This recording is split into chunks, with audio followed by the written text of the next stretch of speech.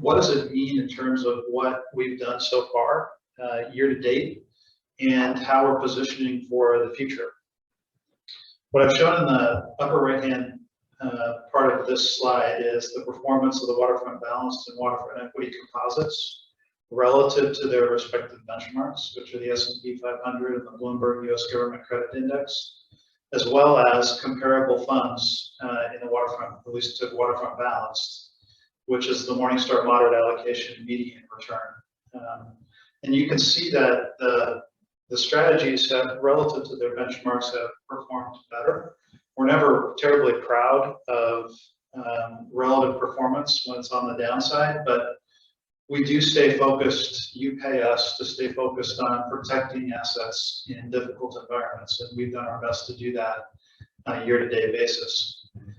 On the upper left-hand side of the chart, what I'm showing you is the Waterfront Balanced Asset Allocation as of June 30th, and you can see that the fund is relatively overweight equity, with about 67% of the fund allocated toward equity. The balance is in mostly fixed income with a modest allocation to cash. And the reason for that has been, as you can see in the table, the Bloomberg U.S. Government Credit Index is down 11% in the first half. Rising interest rates and widening credit spreads are not helpful for fixed income returns. And as we look forward, clearly, as we showed you in both the credit spread chart and the interest rate chart, the expectation is that both rates will be higher, and my expectation is spreads probably have some more widening to do.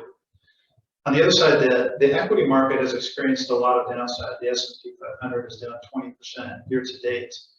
And there are a number of spaces within the equity market that have priced in a modest recession already, in my view.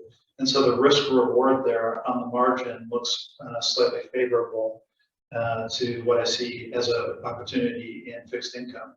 Within the equity sleeve of the balanced fund and then the Waterfront equity portfolio in total, the sector exposure I've given you at the beginning of the year on the left-hand side of the chart at the bottom, and then the current exposure as of June 30, so that you can see the difference, the changes we've made. So through the first half of the year, given the deteriorating economic outlook, the equity allocation did shift slightly. We increased our exposure to utilities as well as consumer staples. Some of that is relative performance in those two sectors relative to the S&P 500. But we did add some new names. So we started a position in the Southern Company on the utility side. And more recently, we started a position in Kraft Heinz on the consumer staples side. A second change that's happened in the first half of this year, energy was a significant overweight relative to the S&P 500 to start the year. And as you're likely well aware, certainly you've seen at the pump, oil prices, gasoline prices are up significantly, and those stocks have been the best performers by a wide margin in the market. And we took advantage of the run in prices that those companies have experienced to reduce our exposure there. As we look forward, the demand for gasoline likely is going to be lower. Obviously, economic growth is decelerating significantly. And so oil demand likely has a step down here in the back half into 2023. And so we've taken the overweight on energy away and are more or less market weight on energy. The reason we're not underweight is because the supply side continues to be quite favorable for energy. And so while we've got a reset in demand here, we haven't seen a significant supply increase in terms of oil or natural gas. And so I do think the backdrop there is more supportive than what you would normally see at this point of the economic cycle. And so I don't have a significant underweight there. The only other significant change I'd point out is communication services was reduced. That was largely due to a sale of Facebook, which was a stock that performed poorly at the beginning of the year, and we exited, thankfully.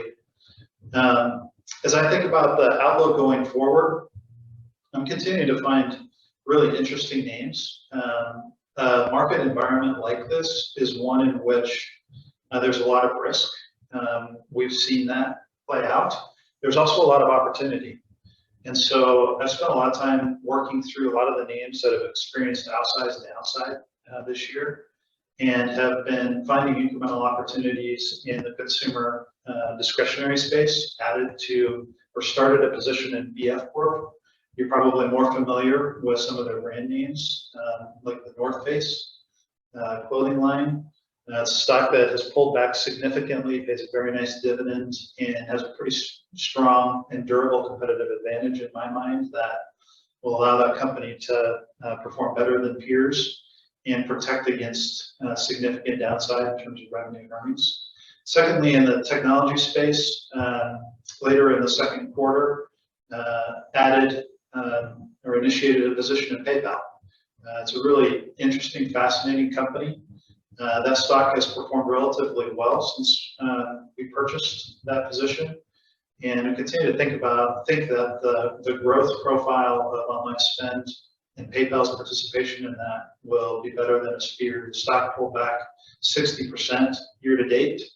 That was when we initiated the position, and it started to show some stabilization, and we think it will show great recovery as time goes forward. So those are the kind of things we're focused on as we think about how to position your dollars to take advantage of the situation today and the opportunities that we anticipate coming down the road.